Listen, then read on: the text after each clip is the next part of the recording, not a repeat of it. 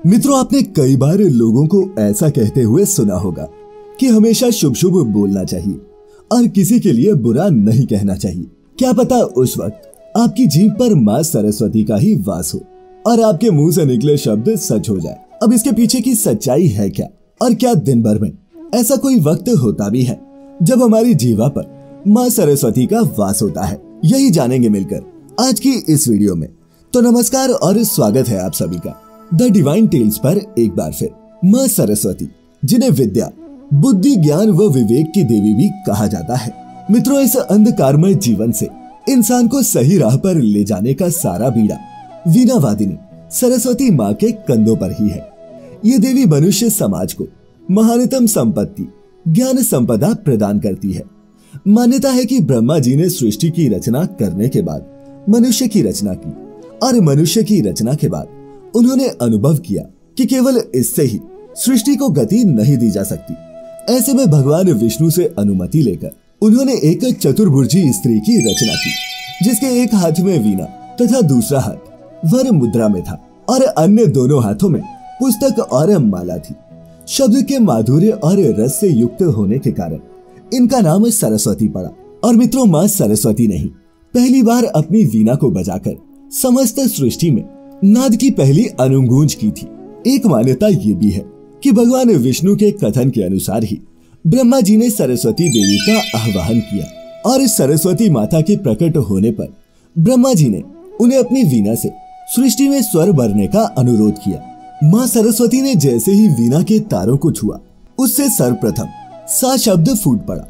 यह शब्द संगीत के 7 सुरों में प्रथम सुर है।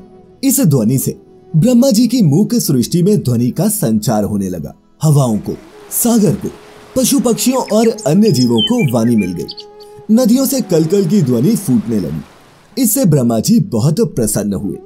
उन्होंने सरस्वती को वाणी की देवी के नाम से संबोधित करते हुए बागेश्वरी नाम दिया।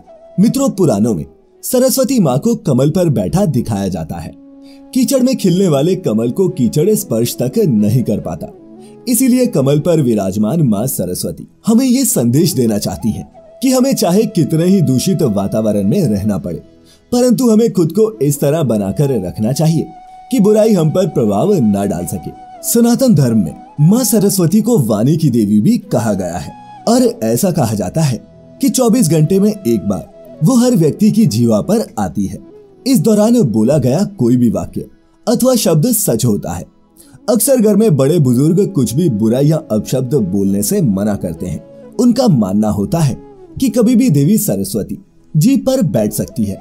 जाने अनजाने बोली गई बात सच भी साबित हो जाती है। और मित्रों, ये कोई कोरी कल्पना नहीं बल्कि प्रामाणिक सत्य है। किसी के बारे में कभी ना तो बुरा बोले और ना ही सोचे। माँ सरस्वती कब जीवा पर आ जाए कुछ कहा नहीं जा सकता।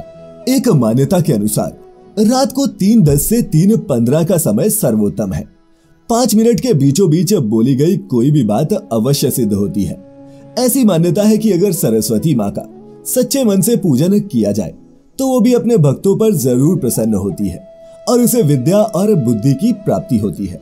तो चलिए अब आपको ये भी बताते हैं कि आखिर आप माँ सरस्वती को प्रसन्न कैसे कर सकते हैं। सरस्वती पूजा करते समय सबसे पहले सरस्वती माता की प्रतिमा अथवा तस्वीर को सामने रखें।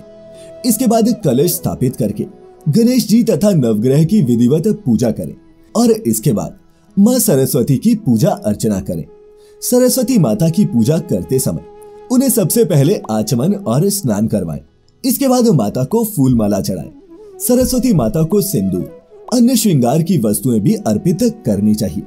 और कहा जाता है कि बसंत पंचमी के दिन सरस्वती माता की पूजा करने से माँ जल्द प्रसन्न होती है और आप पर कृपा बरसाती है।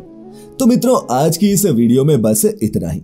आपको आज की ये वीडियो कैसी लगी नीचे हमें कमेंट करके जरूर बताएं। और अगर आज की ये वीडियो पसंद आई हो तो इसे लाइक और शेयर करना हरगिज ना भूलें। तो फिलहाल आज के लिए बस इतना ही। अब इजाजत दें। आपका बहुत बहुत शुक्रिया।